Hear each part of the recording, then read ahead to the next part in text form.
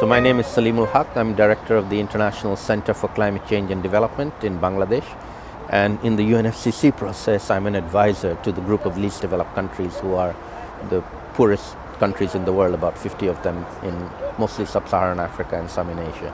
Can you tell me where loss and damage is in the text? Well, loss and damage is still surviving. It started off with the developed countries not wanting it in at all, and the developing countries offering a number of paragraphs of text that they wanted in.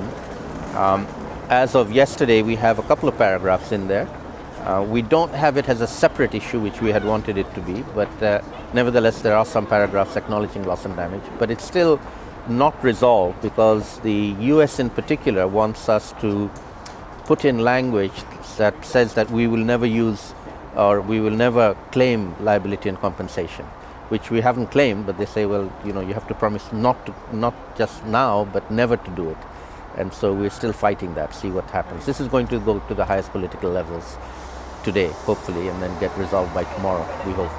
And what about 1.5? Last time we talked about 1.5 is very interesting because we started off in Paris here on the first day under the leadership of President Aquino, the Climate Vulnerable Forum, pushing for a 1.5 degree temperature goal. And we've been gaining tremendous amount of momentum. More and more countries supporting us, even some of the developed countries supporting us, even now some of the large developing countries who were reluctant initially coming out in support. Right now we're still being blocked by one country, which is Saudi Arabia.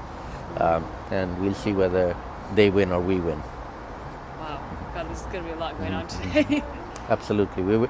Right now we're beyond the negotiators. It's the ministers who are here, including John Kerry from the United States, and there'll be a few things that even ministers won't be able to resolve, which President Hollande will have to call prime ministers and presidents back home, including Obama, to get their approval, to get a compromise agreement within the next 24 hours. So last time we were talking about ambition a lot. The way I would describe things is that when we started here 2 weeks ago almost, on Monday the 30th of November, we had over 100 heads of state come and give some very, very good statements, including President Obama. So they expressed in rhetoric very high levels of ambition, and they said they wanted an ambitious deal in Paris. Since then, we've had 2 weeks of very hard negotiations, and we have a text, but it's not resolved yet. So the text, almost every section of the text, has language on high ambition. But the danger now, in the next 24 hours, is in order to get an agreement, the compromises will be made on jettisoning high ambition. And one of my criteria of high ambition, which has already been jettisoned, was finishing the COP on time, which the French had promised to do, but they failed to do.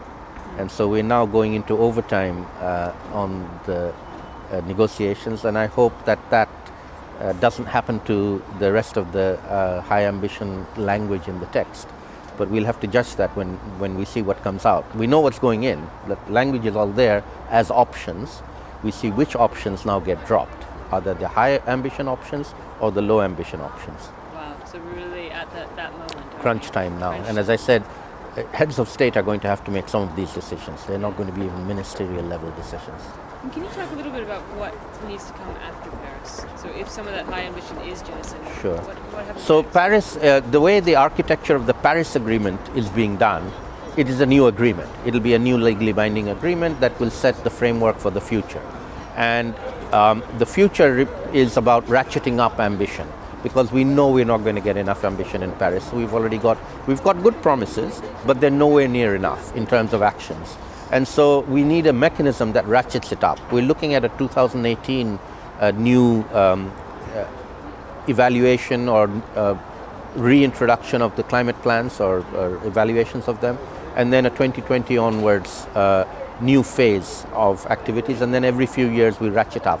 So hopefully we start a virtuous cycle of actions to tackle climate change in Paris that can be ramped up over time to reach the level of ambition we need.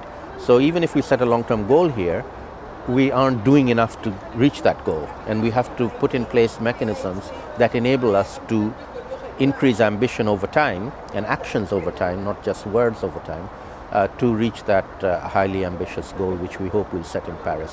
So Paris is about setting direction and setting us moving forward after Paris. And are there any other contributions or announcements that have been made kind of outside the official negotiations that you think are really good? Or Absolutely. I think one of the very important outcomes of Paris is that the Paris outcome narrative is not just about negotiating words on a piece of paper, which the country's governments are doing. There have been all kinds of activities here. Every single day there's been announcements by other stakeholders, private sector, companies, mayors of cities, civil society, indigenous groups. Every day there's been a group of people coming together announcing, some groups of countries, that they're going to do something. They're going to tackle climate change, regardless of whatever agreement is reached in the UNFCCC process. There are actors now acting to tackle climate change. And I think the narrative of Paris is that the momentum is on our side. The momentum is now towards action. Hopefully the agreement will be a high-level, ambitious agreement that then spurs those actions. And that's what we're looking for the agreement to do. But the agreement's not the only game in town anymore. Citizens' Voice. Citizens' Voice. Citizens' Voice. Citizens' Voice. Citizens' Voice. Citizens' Voice.